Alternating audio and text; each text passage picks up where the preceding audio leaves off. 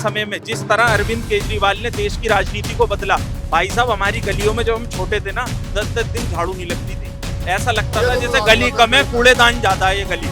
आज की टाइम में रातों में भी भाई साहब आप यकीन मानना, मैं बता रहा हूँ मैं किसी पार्टी से नहीं हूँ, लगे भाई साहब गाड़ियाँ आती है कूड़े की 2-2 टाइम आप डालो और कूड़ा अच्छी तरीके से जाता, पानी भी सही आता, लेकिन अब ये गंदी राजनीति लोग कर रहे हैं। मुझे तो नहीं लगता कि किस तरीके से पानी, मेरे यहाँ पूरा पानी आता है और मैं तरीके से पानी को यूज करता हूँ। क्योंकि आप जब अपने सहयोगियों को अहम मंत्रालय भागीदारी नहीं देंगे तो अपने आप को ठगा हुआ महसूस करेंगे, तो जो गठबंधन है आपका वो मजबूती की तरह मजबूत की जगह कमजोर हो जाएगा, तो कहीं ना कहीं वो टूटने की कगार पर रहेगा। और मेरे को नहीं लग रहा है कि एक साल से ज्यादा गवर्नमेंट टिकने वाली है। कांग्रेस के लोग को शर्म आनी चाहिए कि मतलब वोट रहे तुम है पानी के लिए, और कल तक केजरीवाल को वहाँ घुस रहे थे रजाई में, अब क्या हो गया मटका फोड़ रहे हो। कांग्रेस को आनी नहीं, किसी हालत में आनी चाहिए नहीं।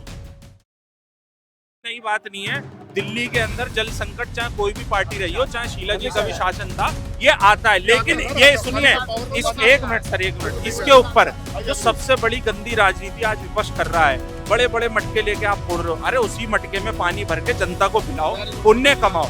आप क्या कर रहे हो दिल्ली के अंदर, आपको पता है जब दिल्ली के चीफ मिनिस्टर अंदर हैं।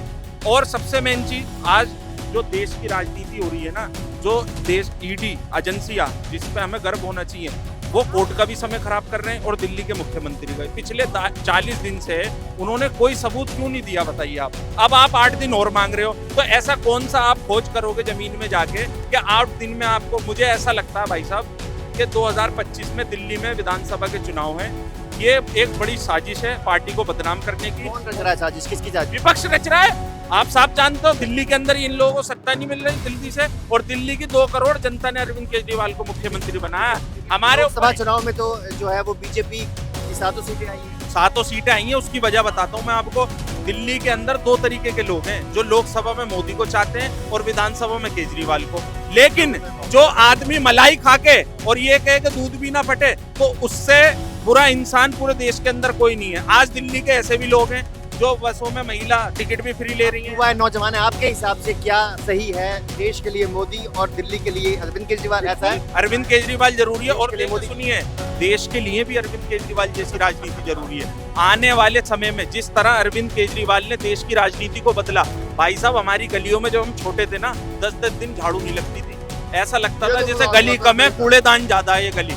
आज की टाइम में रातों में भी भाई साहब आप यकीन मानना, मैं बता रहा हूँ मैं किसी पार्टी से नहीं हूँ, लगे भाई साहब गाड़ियाँ आती है कूड़े की 2-2 टाइम आप डालो और कूड़ा अच्छी तरीके से जाता, पानी भी सही आता, लेकिन अब ये गंदी राजनीति लोग कर रहे हैं। मुझे तो नहीं लगता कि किस तरीके से पानी, मेरे यहाँ पूरा पानी आता है और मैं तरीके से पानी को यूज कर रहा हूँ। लेकिन इस टाइम देश को क्या स्किल चाहिए, सबसे बड़ी चीज क्या है, आज जिस तरह दिल्ली के मुख्यमंत्री को बदनाम करा जा रहा है। 2025 में विधानसभा के चुनाव है, तो विपक्ष ये चाहता है कि फ्रंट से जो बड़ा नेता है उसको बदनाम करा जाए। अब आप ईडी और कोर्ट का दोनों का समय खराब कर रहे हो। 25 तक ये केस को खींचेंगे आप देखना, और ये लीड करेंगे कि देखिए अरविंद केजरीवाल भ्रष्टाचार है, इनका मंत्रिमंडल भ्रष्टाचार है। हम हमेशा न्यायालय का सम्मान करते हैं, अगर केस उनके ऊपर सिद्ध होता है, साबित होता है, तो आप उन्हें सजा दो किसी भी तरह। लेकिन इस तरह जनता का भी समय खराब करना, अब दिल्ली जल संकट से डूब रहा है। आप ये बताओ, आपको लगता है कि दिल्ली की जनता पर इसका बहुत असर पड़ रहा है? देखिए सर, जहाँ देखिए सुनिए, कांग्रेस की बात है कि कांग्रेस के लोग है, कांग्रेस के लोग को शर्म आनी चाहिए कि मटका फोड़ रहे तुम है पानी के लिए, और कल तक केजरीवाल को वहाँ घुस रहे थे रजाई में, अब क्या हो गया मटका फोड़ रहे हो। कांग्रेस तो आनी नहीं, किसी हालत में आनी चाहिए नहीं। नहीं ये सर सही कह रहे हैं, जिस तरह लोकसभा में अभी इन लोगों का एक संगठन बना था, अब आप अपने पर्सनली फायदे के लिए, इससे पता लगता है कि आप दिल्ली की 2 करोड़ जनता को मूर्ख समझ रहे हो।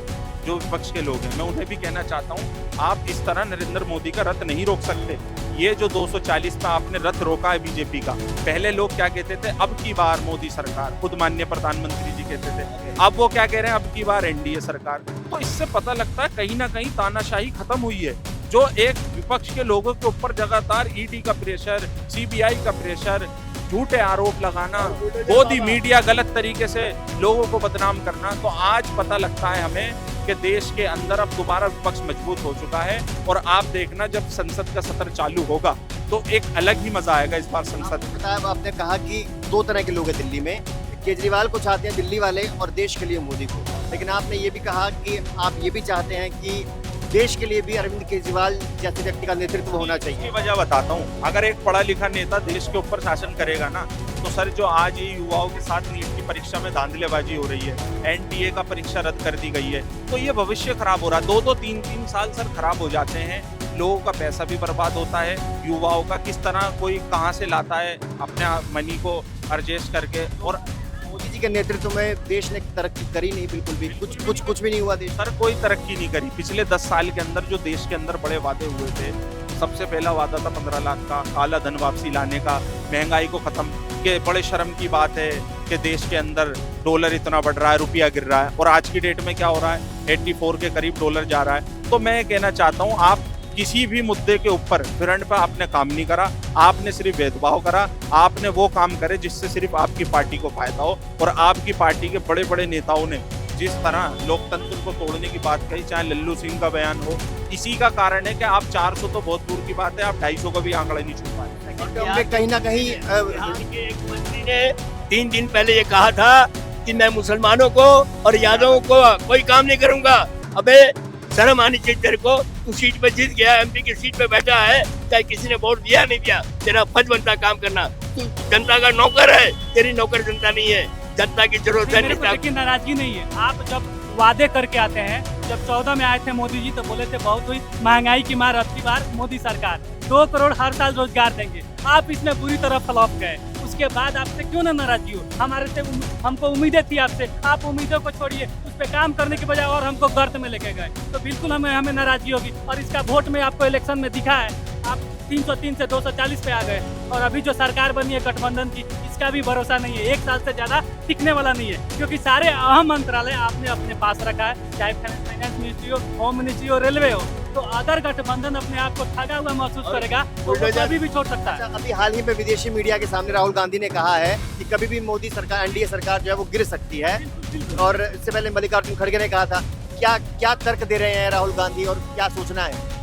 देखिए इसमें 2 है, एक तो मुद्दे बहुत है, जैसे नीट है, नेट है, महंगाई है, बेरोजगारी है, ये सारे मुद्दे हैं जो पब्लिक के जहान में ऑलरेडी है, इस पे कुछ काम नहीं हो रहा है। और रही बात, आप सरकार जो बनाए हैं गठबंधन में बनाए, जिस नीतीश कुमार और चंद्रबाबू नायडू को आप लेके सरकार में है, वो लोग पहले आपके विरोध में गठबंधन कर रहे थे। इंडिया भारी, एक बिहारी मोदी सरकार में भारी। अगर नीतीश जी जिसको पलटू राम बोल रहे हो, तो बिहारी बाबू अगर नहीं आते, बिहारियों का सम्मान कितना बड़ा, बिहारियों की कितनी इज्जत बड़ी। जय बिहार, जय बिहार। अगर बिहारी न होते तो मोदी जी तुम्हारी गवर्नमेंट नहीं बनती। हाँ, तो मैं वही कह रहा हूँ कि आप जब अपने सहयोगियों को अहम मंत्रालय भागीदारी नहीं देंगे तो वो अपने आप को ठगा हुआ महसूस करेंगे, तो जो गठबंधन है आपका वो मजबूत की जगह कमजोर हो जाएगा, तो कहीं ना कहीं वो टूटने की कगार पर रहेगा। और मेरे को नहीं लग रहा है कि 1 साल से ज्यादा गवर्नमेंट टिकने वाली।